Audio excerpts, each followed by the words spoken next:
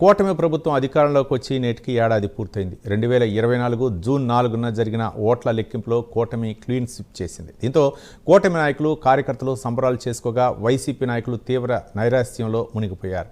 2024 June 4వ తేదీన ఏపీలో జగన్ సర్కార్పై టీడీపీ, జనసేన, బీజేపీ కూటమి తిరుగులేని విజయాన్ని అందుకున్నారు.